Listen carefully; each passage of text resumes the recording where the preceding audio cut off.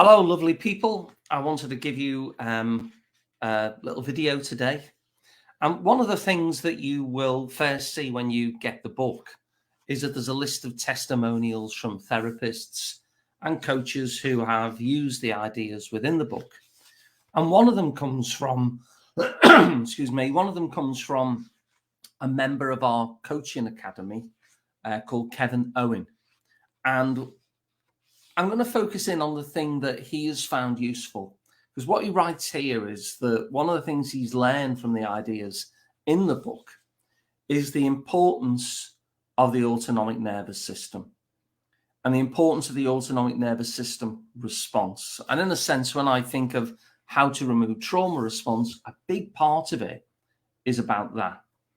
And he says, and how to see this as a sign of the core prediction or the part of the client's psyche that yells stop. So when the client's in the problem, but they want something else, one of the big features which yells stop, as Kevin is talking about there, is that autonomic nervous system response. So I want to dig into that because I think it's really, really important. So let's just, there you go. You can see that, I think. One of the mistakes I think that many therapies do is that they underplay the autonomic nervous system. They underplay the role of the body. And when I talk about the autonomic nervous system and the role of the body, I'm kind of using those almost interchangeably, because when we feel things in the body, it's because the autonomic nervous system is reacting. So I'm going to take you on a little journey that I went on in terms of my own therapeutic journey, if you like, as a therapist. So before I was a therapist, one of the things that I really used to like is something called NVC. It's non-violent communication. And it's a way of having difficult conversations with other people. Difficult conversations with other people in such a way that we're simply sharing what's going on for us, rather than either judging or blaming the other person, or creating more conflict than is necessary. And so what you would do with nonviolent communication is you share how you feel, which will typically be an emotion, like I feel sad or whatever. And you will identify the cause of those feelings as being generated by an unmet need. In fact, that's an idea, just as a tangent, I still hold dear in the therapy room today, in fact, that often we feel emotions that are uncomfortable because there are unmet needs going on. But that's a little side chapter. MVC basically says that we share what we feel, our emotion, and we make the cause of those feelings not the other person, but our unmet needs. And so when we talk, so for instance, it might be a need for connection. So when we talk to our partners or people that we want to have the difficult conversation to, we'll say something like, when this occurred, I felt sad because I have a real need for connection. Now, I really like this, and you notice this kind of structure of feelings and needs, and talking in this kind of way shows up in other therapies. But here's the kicker, and this is why I'm linking it to autonomic nervous systems. As much as I still love this and still advocate for it as a way of communicating, in practice, it's very, very difficult to do this when the autonomic nervous system kicks in. Now, when the autonomic nervous system kicks in, we're almost in the place of a body hijack. And it's very, very difficult to access those intellectual resources that say things like, well, when this occurred, I felt sad because I have a need for connection within you.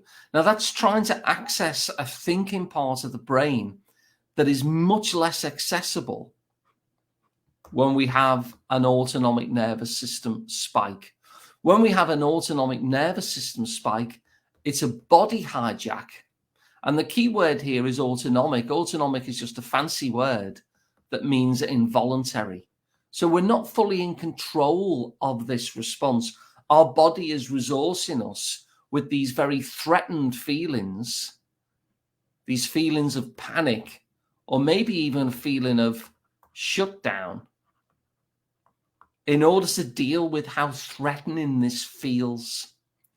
And so as great as things like MVC and other stuff, which are more cognitive and more about accessing those thinking resources, we can read about it, we can even enact it more of the time than we otherwise would.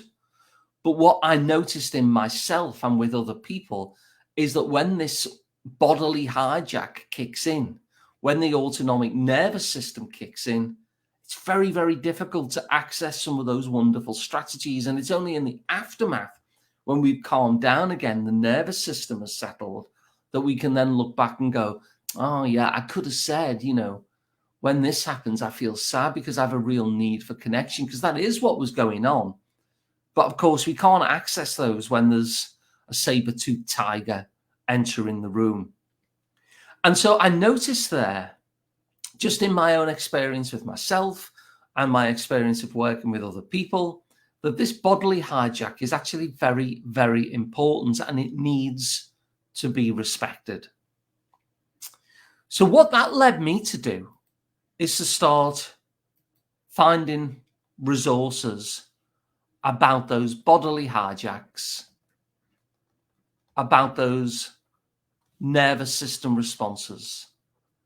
And I wanted to do that because I wanted to honor the fact that when you're watching a scary movie and you jump, something comes on the TV and it's like,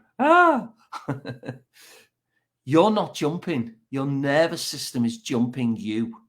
Like, you haven't even thought about it at that point, but you're already responding as if there's a real threat before you've even got to the point of thinking about it. So I wanted to study this because it felt very, very important. And so when you study nervous system response, there's a whole host of people out there. So there's Robert Sapolsky, for instance. There's Stephen Porges. Now, the person I landed on was Stephen Porges, first of all. And one of the things I'm grateful to from Stephen Porges is that he talks, although he's not a therapist, he talks about the primacy of the nervous system response, how the nervous system, if you like, takes the executive role. So if you think of, say, Star Trek or whatever, oh God, that's a terrible drawing. But if you think of Star Trek or whatever, what's that? I'll cross that out. That's so bad. That was meant to be a spaceship, everyone. But if you think of the start of Star Trek and who's in the captain's chair, now we'd like it to be our intellectual, rational side, but in actual fact, what happens is that the nervous system, when it notices you in a state of danger or threat, which will trigger when something in the now resembles what happened back then the nervous system takes control of the captain's chair. And so that became a very important aspect of therapy work for me. Now, here's the limitation, because when I started then looking at things around the nervous system, what I noticed were there were exercises, things that you did every day, like having a shower, for instance, that would keep your nervous system calm. There would be things like breathing exercises, all of which, by the way, are useful, which would help you just gain that extra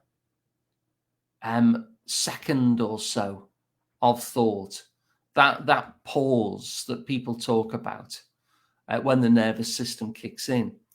And all of these things are, as Deb Dana often describes it, in fact, all about befriending the nervous system.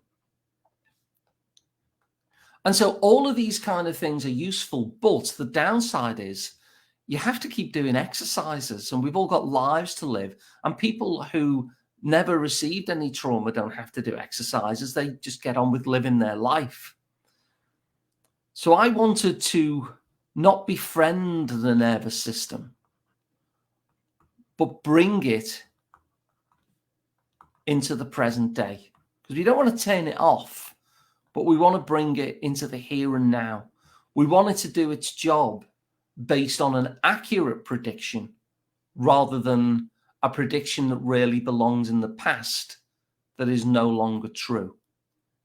And so in terms of the limitations of some of these kind of nervous system befriending sort of techniques, that's how I happened upon the discovery of memory reconsolidation. Now, I'm just going to explain that, because when I say I happened upon the discovery, I didn't discover memory reconsolidation. These brilliant neuroscientists did. I discovered that they discovered it. Because what memory reconsolidation does is it rewrites, overwrites, in fact, that old prediction that generates the nervous system response that is no longer helpful. So memory reconsolidation rewrites or overwrites that old prediction that generates the nervous system response. And so what happens is the person is here, they want to get to there, that's their desired outcome. Like if therapy is successful, that's how it'll be. And when they go to get that, this nervous system response kicks in and yells stop. And so what would happen if that nervous system response didn't kick in and yell stop? Well, the client would find the change nice and easy. So this is the importance, I think, of memory reconsolidation.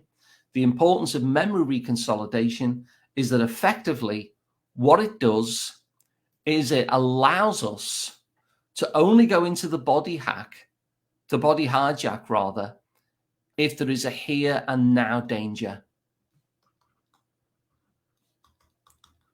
Because that's useful to us. That's why it evolved. But if there's not, then it doesn't. And because it doesn't, it makes change easy. You don't have to befriend. You don't have to do exercises. And because it doesn't, it means you can also access these kind of more cognitive resources in the moment of the dispute. That you can actually say, you know, when this occurred, I felt sad because I have a real need for connection with you. That actually becomes a viable response because you're not in the midst of this nervous system response. So I'm going to leave it there for now. I hope that's useful. Please put your comments and questions underneath, and I'll get back to you with any answers. Tatty bye.